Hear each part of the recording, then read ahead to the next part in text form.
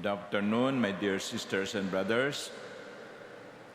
Although we are more than 2 weeks away from the Feast of the Exaltation of the Cross, which is celebrated on September 14, please allow me to give some reflections as early as now on the cross.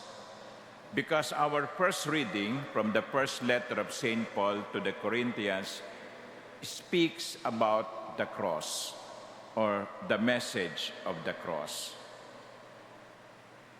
Because for some people during the time of St. Paul, the message of the cross is foolishness. Foolishness, isang malaking kalokohan. But for us Christians, it is a very important aspect of our Christian life. That's why in all churches, all Christian churches, there is displayed the cross or the crucifix. In our homes, we have cross or crucifix. Some wear the cross on a necklace with the pendant, the cross as a pendant. We make sign of the cross before we play basketball or tennis or whatever. We make sign of the cross when we pass through a church. So the cross is central to our Christian faith. But what does it really mean? What does the message of the cross say? Well, first, the cross symbolizes a different kind of power. Because for the secular world, power is when you succeed. Power is when you triumph over your enemies. Power means you are almighty. But the cross, how can you say it is a power when the one hanging on the cross is dead and looks like a failure? But you see, it shows that power does not mean only might. Power also means humility. And it is through that humility of Christ on the cross that we are saved. Yung iba, ang kapangyarihan, ginagamit para sa sarili.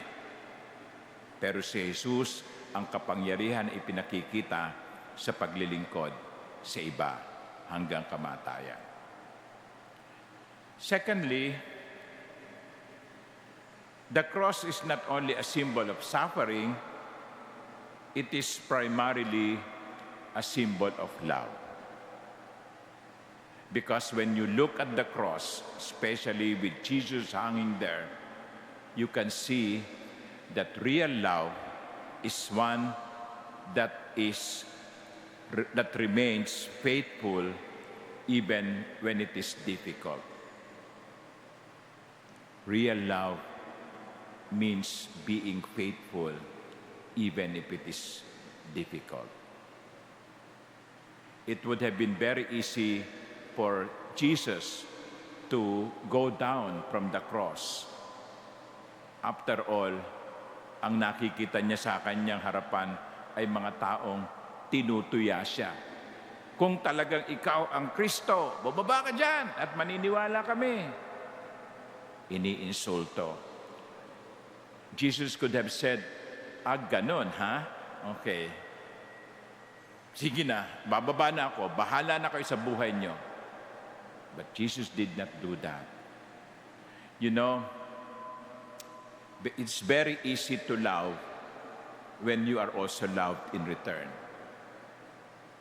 It is very easy to be kind when you are also shown kindness.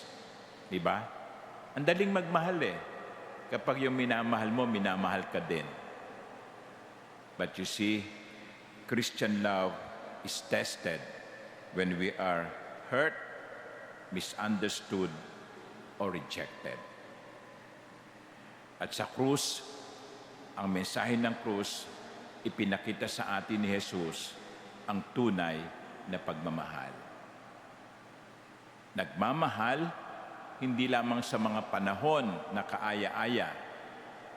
Nagmamahal maging sa mga panahong sinusubok. So, sinasabi ni San Pablo sa kanyang sulat sa mga taga-Korinto, yan ang mensahe ng krus. Hindi ninyo yan mauunawaan kung hindi ninyo titignan si Kristo na kabayubay sa krus. Sapagkat sa krus, pinakita ni Kristo ang tunay na kapangyarihan, ang kapangyarihan na nag-aalay ng sarili para sa iba. At sa krus, ipinakita ni Kristo ang tunay na pag-ibig. Let us learn from the lesson of the cross. Let us learn from the message of the cross. Not just a symbol of suffering, but a symbol of true love. Amen.